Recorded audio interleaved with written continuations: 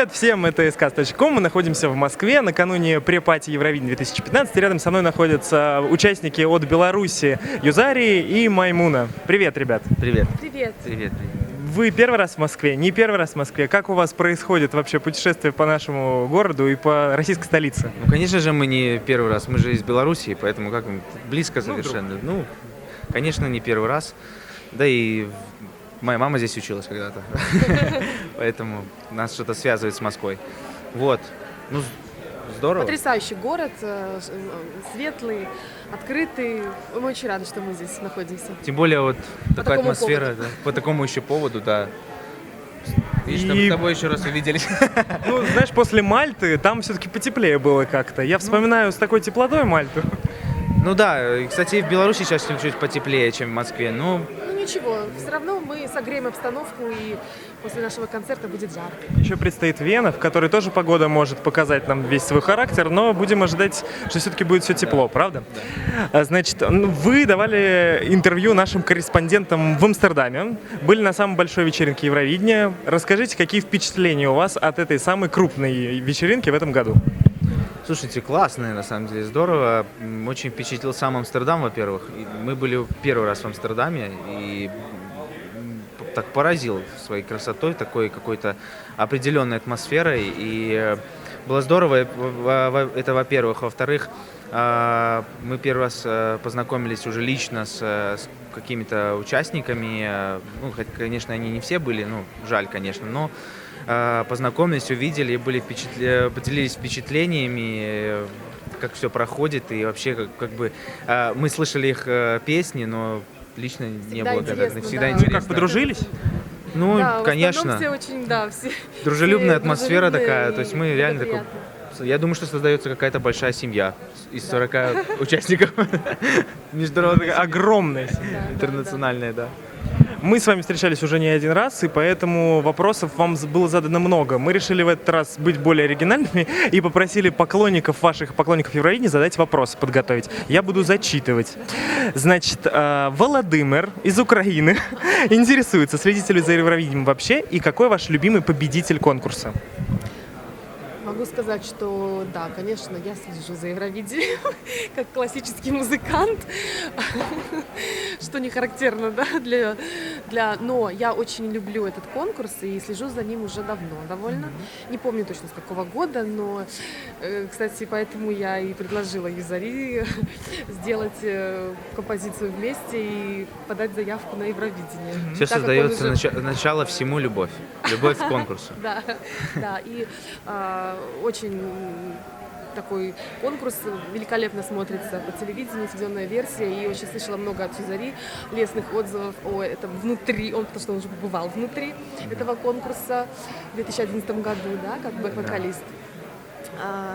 И то есть мне очень было интересно и хотелось тоже посмотреть. Так, хорошо. Любопытство. Вот.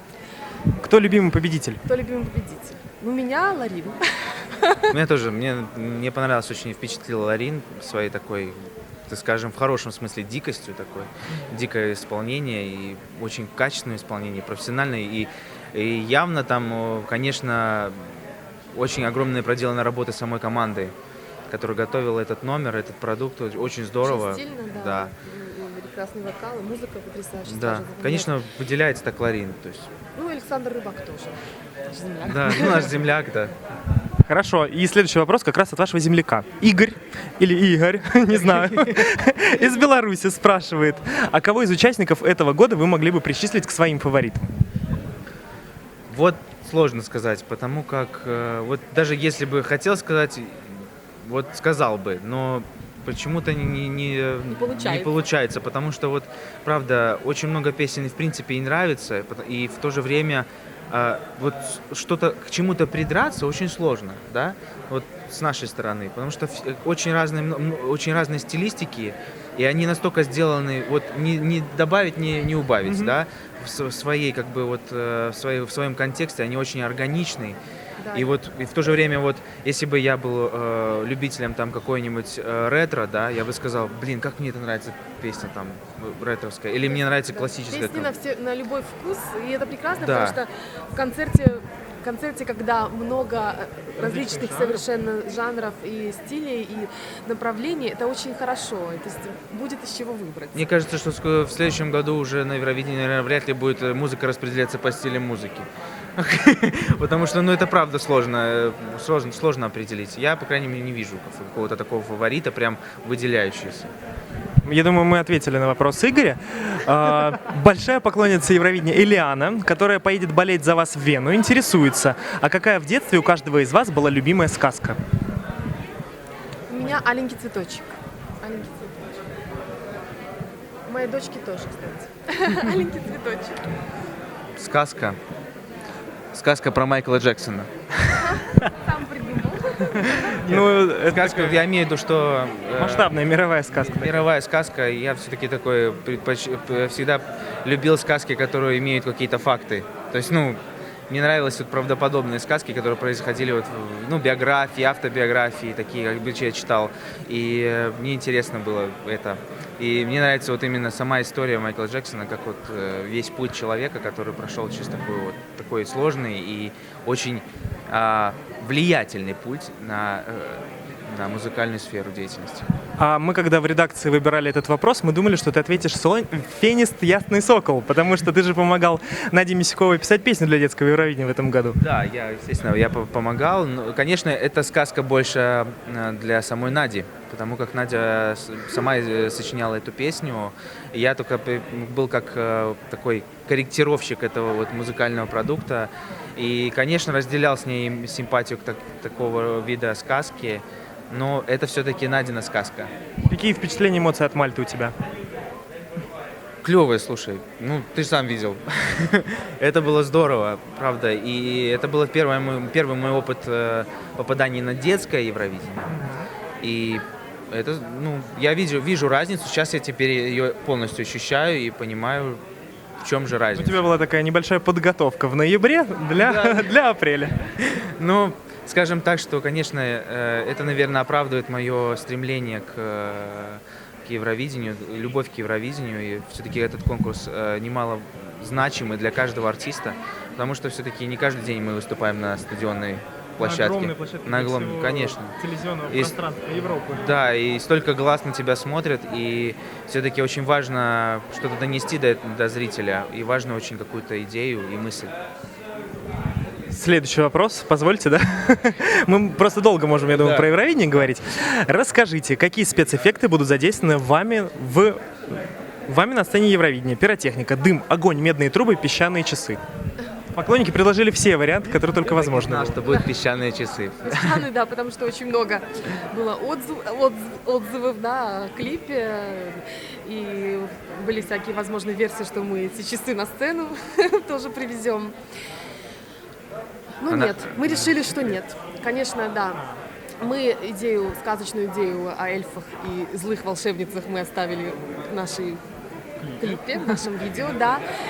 Тому есть причина. Да, просто тому есть почему причина, мы это потому сделали. что мы познакомились с одним мальчиком, Энди Тараник. Он белорус у нас, очень любит Евровидение. Огромный настолько, фанат Евровидения. Что когда мы с ним встретились, он нам столько всего рассказал про Евровидение, то есть мы уже... Я думаю, что он вам тоже много чего расскажет, чего вы тоже не знаете. Спору, да. Потому Любому репортеру, который занимается, журналисту, который занимается Евровидением, потому что мальчик потрясающий, и у него такая произошла беда, он заболел раком и победил его.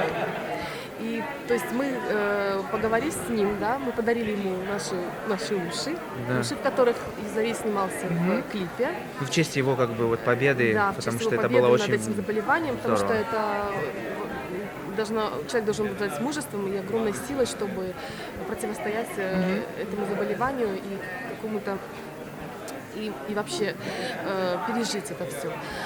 И мы подарили ему ушки и решили, что наше выступление на Евровидении будет каким-то образом отражать эту историю тем людям, которые таким, как которые обладают как огромным Энди. мужеством бороться с онкологическими заболеваниями и посвятить наше выступление Энди, и всем быть таким же становиться. Это большая-большая миссия. Я прям проникся уважением сейчас к вам. Я желаю вам, чтобы всячески эту мысль вам удалось донести, и люди действительно обратили на это внимание. Я задам вам крайний вопрос сегодня, потому что уже скоро начнется пресс-конференция, и мы ее немножко задерживаем. Вы рассказали нам о том, что с вами на Евровидении выступят 3 бэк-вокалиста. Будут ли они находиться на сцене, как у Тео, или вы пойдете по шведскому пути и решите спрятать таких замечательных артистов за сценой? Вот, честно говоря, сами ребята, наверное, рады, и они нам об этом, кстати, и говорили, что они в номере, так как у Тео, уже танцевать не будут. Поэтому они, конечно, будут не совсем в тени, но они будут как выполнять очень ответственную роль бэк-вокалистов. Ну вот, как-то так. Спасибо вам большое за ответы. Хорошего вам сегодня времяпрепровождения в Москве, хорошие вечеринки. Увидимся с вами. Всего доброго, удачи.